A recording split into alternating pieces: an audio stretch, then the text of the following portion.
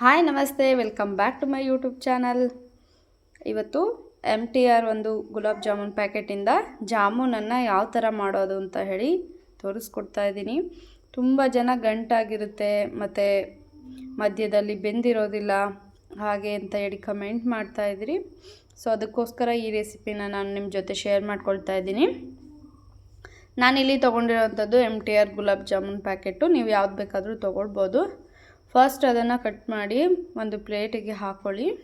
ಈಗ ಈ ಪೌಡರನ್ನು ಸ್ವಲ್ಪ ಹಾಗೇ ಕೈಯಲ್ಲಿ ಮಿಕ್ಸ್ ಮಾಡ್ಕೊಳ್ಬೇಕು. ನೋಡಿ, ಈಗ ಒಂದು ಸ್ವಲ್ಪನೇ ನೀರನ್ನು ಹಾಕ್ಕೊಂಡು ಚೆನ್ನಾಗಿ ಕಲಿಸ್ಕೊಳ್ತಾ ಬರಬೇಕು. ನೀರನ್ನು ಖಂಡಿತ ಜಾಸ್ತಿ ಯೂಸ್ ಮಾಡ್ಕೊಳ್ಬೇಡಿ. ಇನ್ನೊಂದು ಪ್ಯಾಕೆಟ್ ಇದೆ ಅಂತಂದರೆ ಮಾತ್ರ ಯೂಸ್ ಮಾಡ್ಕೊಳ್ಳಿ, ಯಾಕಂದರೆ ಇದು ತೆಳ್ಳಗಾದರೆ ವೇಸ್ಟು, ಕಂಪ್ಲೀಟಾಗಿ ಜಾಮೂನ್ ಚೆನ್ನಾಗಿ ಬರೋದಿಲ್ಲ.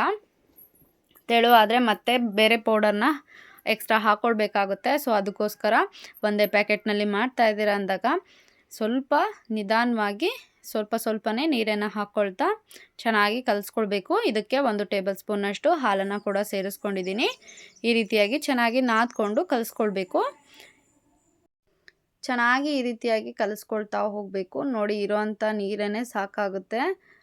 ತುಂಬ ಜಾಸ್ತಿ ನೀರಿನ ಅವಶ್ಯಕತೆಯೂ ಇಲ್ಲ, ಸ್ವಲ್ಪ ಅಷ್ಟೇ ಇದು ನೀರು ತೊಗೊಳ್ಳೋವಂಥದ್ದು. ಈಗ ಲಾಸ್ಟಲ್ಲಿ ಸ್ವಲ್ಪ ಎಣ್ಣೆನ ಸವರ್ಕೊಂಡು ಇದ್ರ ಮೇಲ್ಗಡೆ ಎಲ್ಲ ಈ ರೀತಿಯಾಗಿ ಕಲಿಸ್ಕೊಳ್ಬೇಕು. ಸ್ವಲ್ಪ ಕೈಗೆಲ್ಲ ಅಂಟಿರೋ ಅಂಥದ್ದು ಬಿಡುತ್ತೆ ಅಂತ ಹೇಳಿ ಸ್ವಲ್ಪ ಎಣ್ಣೆನ ಲಾಸ್ಟಲ್ಲಿ ಹಾಕ್ಕೊಳ್ತಾ ಇದ್ದೀವಿ ಅಷ್ಟೇ. ನೋಡಿ, ಈಗ ಇದನ್ನು ಯಾವುದಾದ್ರೂ ಒಂದು ಬೌಲಿಗೆ ಹಾಕಿ ಅಥವಾ ಒಂದು ಪ್ಲೇಟನ್ನು ಮುಚ್ಚಿ ಸೈಡಲ್ಲಿ ಎತ್ತಿಟ್ಕೊಳ್ಬೇಕು. ಕೇವಲ 5 ರಿಂದ 10 ನಿಮಿಷಗಳ ಕಾಲ ಅದನ್ನು ಎತ್ತಿಟ್ಕೊಳ್ಬೇಕು ಅಷ್ಟೇ. ಅಷ್ಟರಲ್ಲಿ ಸಕ್ಕರೆ ಪಾಕನ ರೆಡಿ ಮಾಡ್ಕೊಂಡಿರಬೇಕು. ನಾನಿಲ್ಲಿ ಒಂದು ಬೌಲ್ನಲ್ಲಿ ಸಕ್ಕರೆನ ಹಾಕ್ಕೊಳ್ತಾ ಇದ್ದೀನಿ. ಯಾವ ಬೌಲ್ನ ತೊಗೊಂಡಿರ್ತೀನಿ ಅದರಲ್ಲಿನೇ 2 ಬೌಲ್ನಷ್ಟು ನೀರನ್ನು ಹಾಕ್ಕೊಳ್ತೀನಿ. ನಿಮಗೆ ಸಕ್ಕರೆ ಪಾಕ ನಿಮ್ಮ ಸ್ವೀಟ್ ಎಷ್ಟು ಬೇಕು, ಸಿಹಿ ಜಾಸ್ತಿ ಬೇಕು ಅಂದರೆ ಸ್ವಲ್ಪ ಸಕ್ಕರೆನ ಜಾಸ್ತಿ ಹಾಕ್ಕೊಳ್ಳಿ. ಸ್ವಲ್ಪ ಜಾಸ್ತಿ ಪಾಕವರೆಗೆ ಬರೋವರೆಗೆ ವೆಯ್ಟ್ ಮಾಡ್ಕೊಳ್ಳಿ. ಸಿಹಿ ಕಡಿಮೆ ಬೇಕು ಅನ್ನೋರು ಕಡಿಮೆ ಹಾಕ್ಕೊಳ್ಳಿ, ಅಥವಾ ಪಾಕ ಕಡಿಮೆ ಟೈಮಲ್ಲೇ ಬೇಗ ಎಳೆ ಪಾಕನೇ ತಕ್ಕೊಳ್ಳಿ. ಚೆನ್ನಾಗಿ ಪಾಕ ಬಂದ್ರೇ ಚೆನ್ನಾಗಿರುತ್ತೆ. ತುಂಬ ಎಳೆ ಪಾಕ ತೆಗೆದ್ರೆ ಚೆನ್ನಾಗಿರೋಲ್ಲ. ಸಕ್ಕರೆನೇ ಸ್ವಲ್ಪ ಕಡಿಮೆ ಹಾಕ್ಕೊಳ್ಳಿ ಅಷ್ಟೇ. ಈಗ ಸಕ್ಕರೆ ಪಾಕ ರೆಡಿಯಾಗಿದೆ. ಇವಾಗ ನೋಡಿ, ಇಲ್ಲಿ ಸಣ್ಣ ಸಣ್ಣ ಉಂಡೆಗಳನ್ನ ರೆಡಿ ಮಾಡ್ಕೊಳ್ತಾ ಇದ್ದೀವಿ. ಸ್ವಲ್ಪ ಕೈಗೆ ತುಪ್ಪನ ಸವರ್ಕೊಂಡು ಈ ರೀತಿಯಾಗಿ ಉಂಡೆಗಳನ್ನ ಚೆನ್ನಾಗಿ ನಾದ್ಕೊಂಡು ಉಂಡೆನ ರೆಡಿ ಮಾಡ್ಕೊಂಡು ಇಟ್ಕೊಳ್ಬೇಕು. ತುಂಬ ಜಾಸ್ತಿ ಹೊತ್ತು ಹಿಟ್ಟನ್ನು ನೆನೆಸಿಡೋ ಹಾಗಿಲ್ಲ, ನೆನಪಿರಲಿ. ಇವಾಗ ಎಣ್ಣೆನ ಒಂದು ಬಾಣಲಿನಲ್ಲಿ ಇಟ್ಟು ಎಣ್ಣೆ ಚೆನ್ನಾಗಿ ಕಾಯೋದಕ್ಕೆ ಬಿಡಿ. ತುಂಬ ಹೈ ಫ್ಲೇಮ್ನಲ್ಲಿ ಇಡೋ ಹಾಗಿಲ್ಲ, ಮೀಡಿಯಮ್ ಫ್ಲೇಮ್ ಅಥವಾ ಲೋ ಫ್ಲೇಮ್ನಲ್ಲಿನೇ ಮಾಡ್ಕೊಳ್ಬೇಕು. ಇಲ್ಲಾಂದರೆ ಕಂಪ್ಲೀಟಾಗಿ ಮೇಲೆ ಎಲ್ಲ ಸೀದೋಗಿರುತ್ತೆ, ಒಳಗಡೆ ಬೆಂದಿರೋದಿಲ್ಲ, ತಿನ್ನೋದಕ್ಕಾಗೋದಿಲ್ಲ.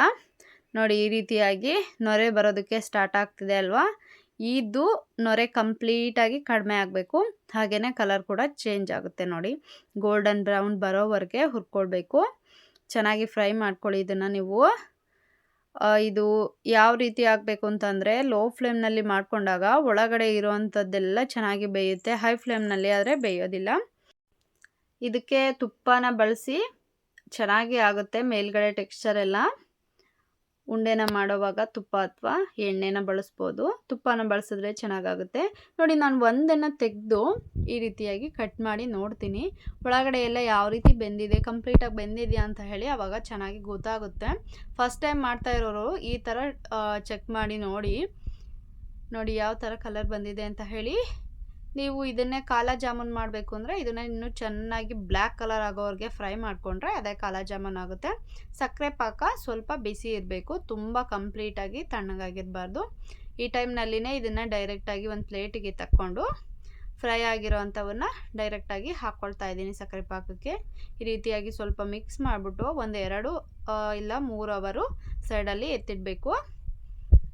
ನೋಡಿ, ಈಗ 2 ಅವರ್ ಆಗಿದೆ. ಜಾಮೂನ್ ಎಲ್ಲ ಎಷ್ಟು ಚೆನ್ನಾಗಾಗಿದೆ ಅಂತ ಹೇಳಿ. Thanks for watching.